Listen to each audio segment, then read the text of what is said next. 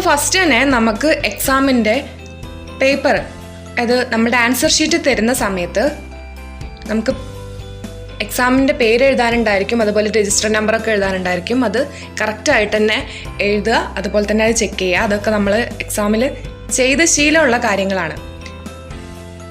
ഇനി question paper കിട്ടിക്കഴിഞ്ഞതിന് ശേഷമുള്ള കാര്യങ്ങളാട്ടോ. അപ്പോൾ ക്വസ്റ്റ്യൻ പേപ്പർ നമുക്കിപ്പോൾ 80 മാർക്കിൻ്റെ ക്വസ്റ്റ്യനും ഉണ്ടായിരിക്കും, അതുപോലെ പേപ്പേഴ്സും ഉണ്ട് നമുക്ക് BEdൽ, അതുപോലെ 40 മാർക്കിൻ്റെയും വരുന്നുണ്ട്.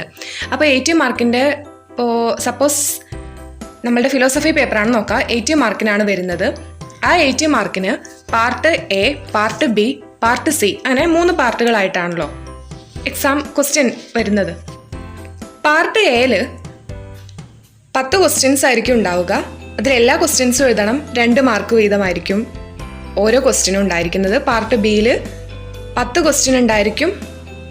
ഓരോ ക്വസ്റ്റ്യനും 4 മാർക്കാണ്. 10 ക്വസ്റ്റ്യനാണ് നമ്മൾ എഴുതേണ്ടത്.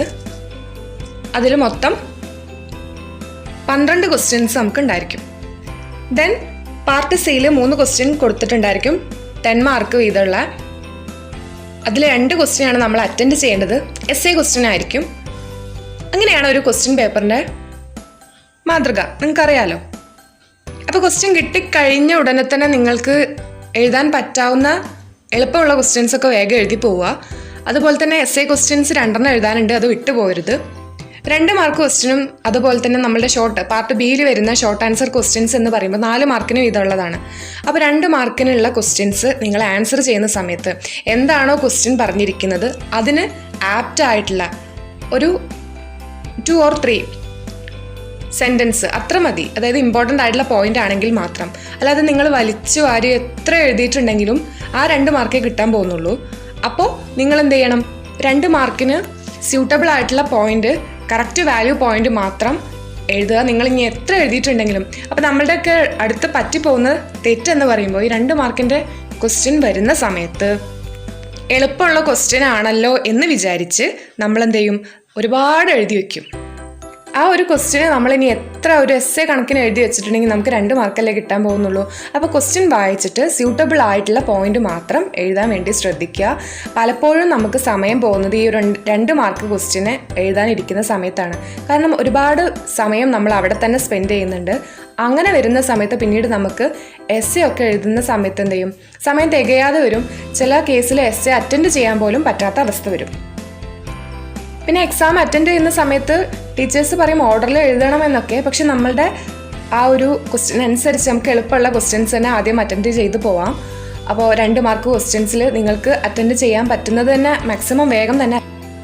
പിന്നെ ഞാനൊരു ടിപ്പായിട്ട് പറഞ്ഞു തരാനുള്ളത്, നിങ്ങൾക്ക് essay ഭാഗം നിങ്ങൾക്ക് അറിയാവുന്ന ഒരു ക്വസ്റ്റ്യൻ ആണ്, നിങ്ങൾ സാറ്റിസ്ഫൈഡ് ആയിട്ടുള്ള ക്വസ്റ്റ്യൻ ആണ്, നിങ്ങൾക്ക് പോയിന്റ്സ് ഒക്കെ ഉണ്ട് എന്നുണ്ടെങ്കിൽ ആ ഒരു സമയത്ത് തന്നെ നിങ്ങൾ എന്ത് ചെയ്യാം, നിങ്ങളുടെ രീതി അനുസരിച്ച് ഈ രീതി സ്വീകരിക്കണമെന്നല്ല. എളുപ്പമുള്ള ക്വസ്റ്റ്യൻ ആണ് എന്നുണ്ടെങ്കിൽ നിങ്ങൾ വേഗം തന്നെ ആ ഒരു essay ക്വസ്റ്റ്യൻ അറ്റൻഡ് ചെയ്യാൻ ശ്രമിക്കുക കേട്ടോ.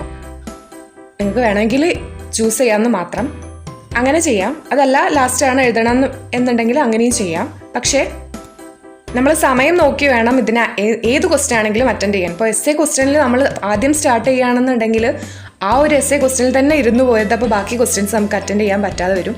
അപ്പോൾ essay ക്വസ്റ്റ്യൻസ് നിങ്ങൾക്ക് ഒരു സാറ്റിസ്ഫൈഡ് ആയിട്ടുള്ള ഒരു ക്വസ്റ്റ്യൻ ആണ് എന്നുണ്ടെങ്കിൽ നിങ്ങൾ അറ്റൻഡ് ചെയ്യുക. അപ്പോൾ essay ക്വസ്റ്റ്യന് എല്ലാവരും ചോദിക്കാറുണ്ട് 10 മാർക്കാണ്, അപ്പോൾ എത്ര പേജ് വീതം എഴുതേണ്ടി വരും? 10 മാർക്ക് ആയതിനാൽ തന്നെ 2 പേജ്, അതായത് ഒരു ഷീറ്റിൻ്റെ 2 സൈഡ്, അടുത്ത ഷീറ്റിൻ്റെ 2 സൈഡ്, മാക്സിമം അത്രയെങ്കിലും എഴുതാൻ ശ്രമിക്കുക. പോയിൻ്റായിട്ട് തന്നെ എഴുതണം. പോയിന്റ് മീൻസ് പോയിന്റുകൾ ഇൻക്ലൂഡ് ചെയ്യാൻ ശ്രമിക്കണം. പാരഗ്രാഫ് വൈസ്, അപ്പോൾ ഒരു essay നിങ്ങൾ അറ്റൻഡ് ചെയ്യുന്ന സമയത്ത് അതിനൊരു ഇൻട്രൊഡക്ഷൻ ആയിട്ടൊരു ഭാഗം കൊടുക്കാം. ദെൻ സബ് ടൈറ്റിൽസ് വെച്ചിട്ട് ഓരോ പാരഗ്രാഫ് വൈസ് ആയിട്ടും അതിനെ സ്പ്ലിറ്റ് ചെയ്തിട്ട് തന്നെ എഴുതാം. അതുപോലെ വാല്യൂ പോയിന്റ്സ് വല്ലതും ഉണ്ടെങ്കിൽ നിങ്ങൾക്ക് സമയമുണ്ട് എന്നുണ്ടെങ്കിൽ ഡിഫറെൻറ്റ് കളേഴ്സ് ഉപയോഗിച്ചിട്ട് അല്ലെങ്കിൽ ജസ്റ്റ് അണ്ടർലൈൻ ചെയ്തെങ്കിലും ഇടുക. കാരണം essay ഒക്കെയാണ് ഒരുപാട് നമ്മൾ എഴുതി കൂട്ടും, പക്ഷെ അതിലൊന്നും പോയിന്റ്സ് ഉണ്ടാവില്ല എന്നുണ്ടെങ്കിൽ മാർക്ക് നമുക്ക് സ്കോർ ചെയ്യാൻ വളരെ ബുദ്ധിമുട്ടാണ്. അപ്പോൾ മാക്സിമം 10 മാർക്കിൽ നമുക്ക് എക്സ്ട്രീം ആയിട്ട് കിട്ടാൻ പോകുന്നത് 8 or 8.5 ഒക്കെ ആയിരിക്കും. അപ്പോൾ നമുക്ക് നല്ല രീതിയിൽ ബെസ്റ്റായിട്ട് നമ്മളുടെ കയ്യിൽ നിന്ന് കിട്ടണം എന്നുണ്ടെങ്കിൽ ഇത്തരം പോയിന്റ്സുകൾ ഇൻക്ലൂഡ് ചെയ്യാതെ അണ്ടർലൈൻ ചെയ്യുക. ഇനി അഥവാ നിങ്ങൾ ആദ്യം തന്നെ essay സ്റ്റാർട്ട് ചെയ്തിട്ടുണ്ടെങ്കിൽ ഞാൻ പറയുകയാണ്, നിങ്ങൾ അതിന്മേൽ തന്നെ എഴുതിയിരിക്കരുത്. സമയം പോകും, ബാക്കി ക്വസ്റ്റ്യൻസ് നിങ്ങൾക്ക് അറ്റൻഡ് ചെയ്യാൻ സമയം കിട്ടാതെ വരും. ഓക്കെ, ഇനി പറയാനുള്ളത് നമ്മളുടെ ഷോർട്ട് ആൻസർ ക്വസ്റ്റ്യൻ ആണ്. സോ അതിനൊരു 1.5 പേജാണ് സജസ്റ്റ് ചെയ്യാറ്. 4 മാർക്ക് ഉണ്ടല്ലോ, അപ്പോൾ നമ്മൾ മാക്സിമം പോയിന്റ് ഇൻക്ലൂഡ് ചെയ്യാൻ ശ്രമിക്കുക. എന്ന് കരുതി എസ്സേ പോലെ എഴുതണം എന്നൊന്നുമില്ല, മാക്സിമം ഇൻക്ലൂഡ് ചെയ്യാൻ ശ്രമിക്കുക. ദെൻ 1 വേർഡ് ക്വസ്റ്റ്യൻസ് ഞാൻ പറഞ്ഞ പോലെ തന്നെ ഒരുപാട് സമയം അതിനു വേണ്ടി സ്പെൻഡ് ചെയ്യരുത്. ഓക്കെ, അതിന് സ്പെൻഡ് ചെയ്ത സമയം കൂടുതലായിട്ട് നമുക്ക് നഷ്ടപ്പെടും. എസ്സേ അറ്റൻഡ് ചെയ്യാൻ പറ്റാതെ വരും. എസ്സേയിൽ മാക്സിമം പോയിന്റ് നമുക്ക് ഇൻക്ലൂഡ് ചെയ്യാൻ പറ്റാത്ത അവസ്ഥ വരും. ഒക്കെ ബെറ്റർ നമ്മളായിട്ട് ചെയ്യേണ്ടത് 1 വേർഡിന് അതിന് സ്യൂട്ടബിൾ ആയിട്ടുള്ള പോയിന്റ്സ് മാത്രം ഇൻക്ലൂഡ് ചെയ്യാം.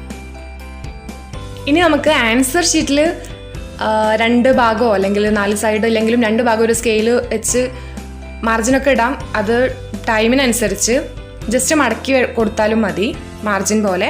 അതിനുശേഷം ആ ഒരു പാറ്റേൺ കണ്ടാൽ തന്നെ ഒരു വൃത്തി ഉണ്ടെങ്കിൽ നമുക്ക് മാർക്ക് തനിയെ കിട്ടും. ഓക്കെ, അപ്പോൾ ഇത്തരം പോയിന്റ്സ് ഒക്കെ നിങ്ങൾക്ക് ഇൻക്ലൂഡ് ചെയ്യാം അല്ലെങ്കിൽ നിങ്ങൾക്ക് സ്വീകരിക്കാം.